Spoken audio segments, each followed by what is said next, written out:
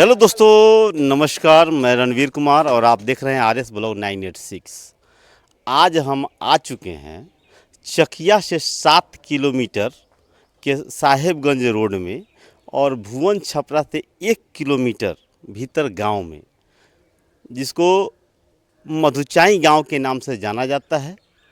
और यहाँ मैंने देखा, जाना, सुना एक बहुत ही प्यारा कॉन्सेप्ट, जिसको किसी की याद में बनवाया गया हो, किसी प्यार की निशानी हो। प्यार बहुत तरह का होता है और उसी को मैं आपके सामने आज दिखाऊंगा।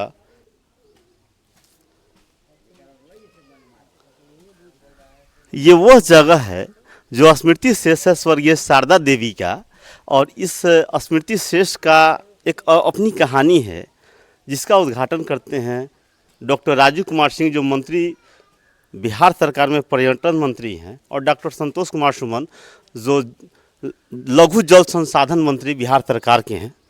हम उस जगह पर पहुंचे हैं जो अब धीरे धीरे अपनी प्रसिद्धि की तरफ बढ़ रहा है। जगह की प्रसिद्धि आज बढ़ चुकी है कि आज हर कोई इसको जानने के लिए उतावला है कि आखिर यह मंदिर बना कैसा है। यह मंदिर किसी देवी का तो नहीं है, लेकिन किसी देवी से कम भी नहीं है। ये जगह किसी के लिए इतना पवित्र है। दोस्तों, मैं बता दूं कि आपने सुना होगा बहुत बड़ी बड़ी हस्ती जिस पे कहानियां बनाई गई, जैसे हीर रांझा, लैला मजनू, शाहजहां तक को लोग कहते हैं, इतिहास में पढ़ाया गया है कि शाहजहां एक मुगल बादशाह थे, जिन्होंने अपनी पत्नी की याद में एक ताजमहल बनवाया जो आगरा में अवस्थित है। आज वही कॉन्सेप्ट, यानी उसी तरह का एक छोटा सा ताजमहल हमारे चंपारण की धरती चकिया के भुवन छपरा मधुचाई गांव में अवस्थित है। और इसको अवस्थित करने वाले हैं बालकिशुन राम, जिन्होंने अपनी पत्नी स्वर्गीय शारदा देवी की पुण्यतिथि, उनकी याद में एक स्मारक बनवाते हैं। प्रचारित हो जाता है कि आज दूर दूर से इस कॉन्सेप्ट को देखने और समझने लोग आ रहे हैं, लगातार आ रहे हैं।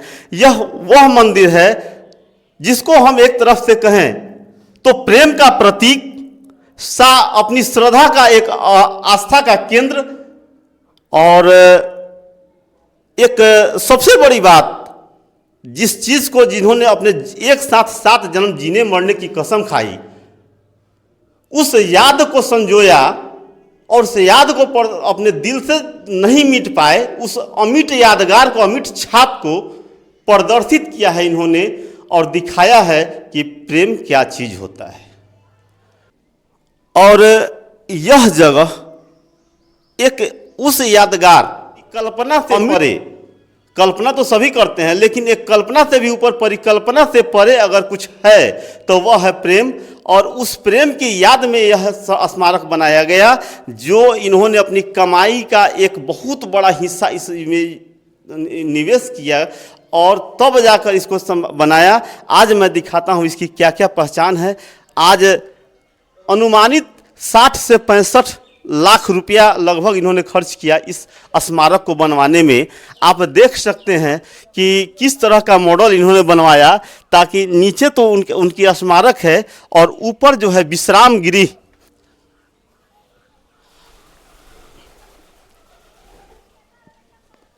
ये विश्राम गृह बनाया गया है और इस विश्राम गृह में सोफ़ा वगैरह सबकी व्यवस्था की जा रही है, ताकि यहाँ भी आराम मिल सके। आप देख सकते हैं काफ़ी खूबसूरत नज़ारा है। यहाँ इन्होंने अपने कमाई का कुछ हिस्सा इसमें जो इन्वेस्ट किया इन्होंने, यह एक अमिट छाप है। और आप देखिए कि हम लोग आ चुके हैं विश्राम गृह में, जहाँ इसका कुछ निर्माण कार्य भी बाकी है। और ये देखिए काफ़ी खूबसूरत नज़ारा है जो इन्होंने, कोई मंदिर दिल में बसाता है, कोई मंदिर को ही घर बना देता है। घर को जो मंदिर बना दे वह स्वर्ग कहलाता है। क्या है? बालकिशुन राम। सर आपके पास कितने पुत्र और पुत्रियां हैं? 4 पुत्र हैं, 1 पुत्रियां हैं। सर आप क्या करते हैं? हम पंचायत सचिव थे जो 2023 में रिटायर किए हैं। सर आप एक बात बताइए, आपके पास यह जो विचार आया, क्योंकि सभी कोई बहुत कुछ करते हैं, लेकिन आपने जो यह विचार किया कि हम कुछ ऐसा कर गुजरे कि ज़माना याद रखे, आपके पास यह विचार कहाँ से आया? देखिए, पत्नी का कुछ ऐसा गुण था कि हर पत्नी दे नहीं सकती है। पत्नी को अर्धांगिनी कहा गया है, लक्ष्मी कहा गया है। बिना पत्नी का दुनिया नहीं चल पा रही है। तो पत्नी का कुछ ऐसा था, प्रेम था गुण था जो मुझे फर्श से अर्श पर पहुंचाई है, पंचायत सचिव के नौकरी पर लाई है। उसी के याद में हमको अचानक मैंने देहांत होने के बाद में दिमाग में आया कि हमू एगो स्मारक बनवाते हैं। जहाँ तहाँ स्मारक देखे हुए हैं, हमू एक स्मारक बनवाते हैं। तो इसका नींव हम 25/4/2022 को नींव दिलवाई इसका हम। जी अच्छा, तो ये बताइए, आपने बताया कि इन्होंने आपके जीवन में बहुत बड़ा योगदान दिया, इन्होंने फर्श से अर्श तक पहुंचाया। इनका इतना जो आपने महान योगदान की कहानी अपने जीवन में बताई, ये क्या है, इसको हम जानना चाहते हैं। देखिए, आज जो 45 साल पहले कोई पत्नी अपने पति के लिए त्याग नहीं किया, वो मेरे लिए त्याग किया। मैं आपको इतना जानकारी दे दूं कि 1980 के पहले मैं माँ मजदूरी करती थी। माँ को मजदूरी करते देख हम पढ़ाई छोड़ करके, जो नॉन मैट्रिक थे, तो माँ को मजदूरी करते हुए देख हम माँ को छोड़ा दिया, स्वयं मजदूरी करने लगा। इसी बीच माँ को दिमाग में आया कि मेरा लड़का एक एगो है, भाई दूसरा नहीं है, कुछ घटना घटे तब मेरा वंश नहीं चलेगा। तो मेरी माँ 1980 में 17 साल की उम्र में मेरी शादी कर दिया। और मेरी पत्नी जानती थी कि वो पढ़ते हैं। यहाँ आई तो 2 रोज़ 4 रोज़ 10 रोज़ के बाद देखा कि स्कूल नहीं जाते हैं। आई देखते हैं कि माटी उटी लगा हुआ है, कोदार उदार है, ये है वो है। तो पूछी क्या पढ़ते थे? अब नहीं पढ़ते। हम कहे कि देखिए हमारी मजबूरी है, हम पढ़ाई छोड़ दिया, हम पेट पाले की पढ़ाई करें। तो उन्होंने कहा कि नहीं से आप पढ़िए, हम उसका पैसा का व्यवस्था करते थे। हमारे दिमाग में आया कि पति खुश होता है तो पत्नी खुश होती है, अब पति खुश नहीं रहेगा तो पत्नी को कहाँ से खुश पाएगा।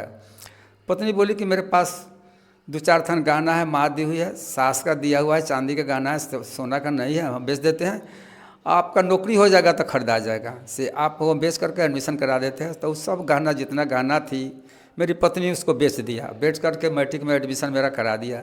जो 1985 में हम मैट्रिक का एग्ज़ाम दिए, सेकेंड डिवीजन से पास किए, 89 में मेरी नौकरी हुई। इसके पहले दर्द की बात आपको हम एक बता दें।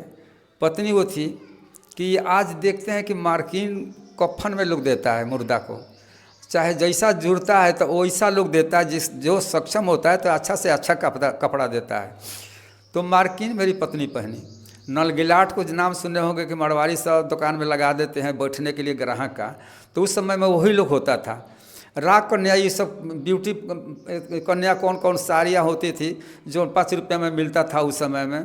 तो मार्किन पहनी, ललगिलाट पहनी, यहाँ तक कि बिना पेटीकोट का।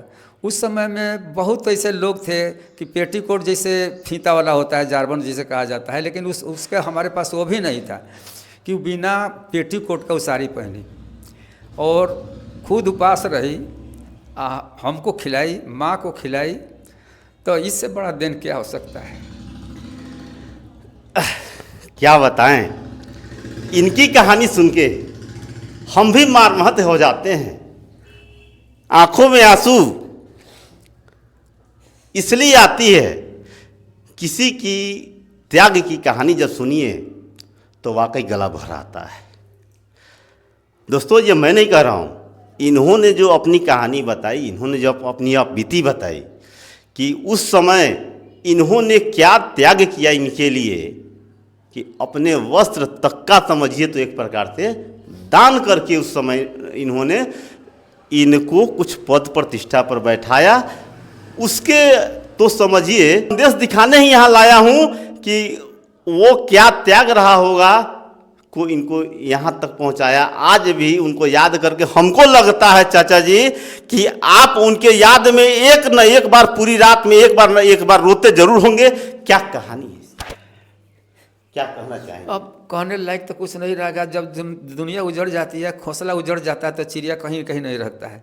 हमने सोचा कि साथ साथ जिएंगे, रिटायर करेंगे तो इसको हम दुनिया का सुख जिस हमसे जो बनेगा, हम उतना धनवान नहीं थे, जितना बनेगा हम उसको सुख देंगे।